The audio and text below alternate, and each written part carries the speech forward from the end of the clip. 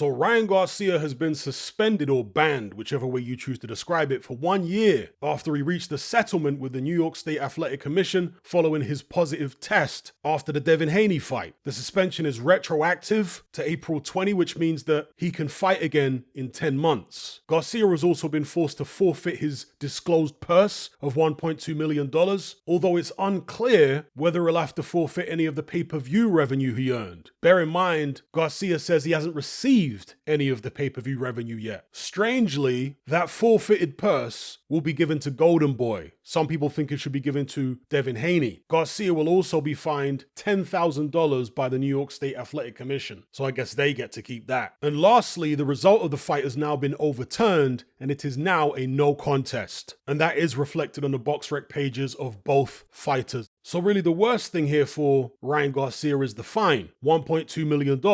Because as I said a few moments ago, the suspension is retroactive. So he's only got to wait 10 months before he can fight again. Now that's slightly harsher than some of the bans I've seen in the past for first-time offenders in the United States, but it's nothing too crazy. In the UK, fighters tend to get far harsher punishments than this as far as length of ban. So let me know what you guys think about this in the comment section below. Do you think this is justice? Do you think he should have received a longer ban, a bigger fine? Or are you one of these people who maintains that Ryan Garcia was set up and that the New York State Athletic Commission and whoever else is involved in trying to punish Ryan Garcia for some of the controversial things he said over the past few months? All I know is a year out the ring, I don't think is going to harm his career that much. He's still a very young man. As long as he stays in the gym, he should be all right. Inactivity tends to affect older fighters far worse than younger fighters. And when Garcia does come back, what does he do? Who does he fight? Will it be a Devin Haney rematch right away? I'm sure Haney won't go ahead with a fight if Ryan Garcia misses weight next time. And that could mean that the fight is actually impossible to make because the television network and whoever else is bankrolling a fight will not want the uncertainty of the fight being called off at the last minute and losing all the ticket sales, so on and so forth, because, Ryan Garcia's missed weight again. So we'll see what happens there. But my final thought on this whole matter is how quickly it was resolved. 2 months is all it took. Compare that to Conor Benn's situation, which still hasn't been resolved after 2 years. And of course, that is Conor Benn and Eddie Hearn's fault because they tried to go round the houses every step of the way. If they'd confronted the situation head on, it would have been dealt with by now. It would have been water under the bridge, not just in terms of getting any bans or suspensions out of the way, but also in terms of the public mood. I mean, just look at Dillian Whyte. How many bans has he had over the years? Because he never made a fuss, then the infractions were quickly forgotten. He just kept his head down. That's what Conor Benn should have done, because he made a massive song and dance about it and acted like some entitled diva, and everybody knows he was raised with a silver spoon in his mouth. Because he behaved like that and, he's alongside Eddie Hearn, another silver spoon kid, it rubbed the public up the wrong way. Boxing is a working class sport, so if you're coming along acting like an entitled rich kid, it's not going to go down well. But yeah, as for Ryan Garcia, they said he was looking at a 2-year ban. Well, it's half that. So I would say he got off with a pretty good deal, all things considered. Let me know what you guys think in the comment section below.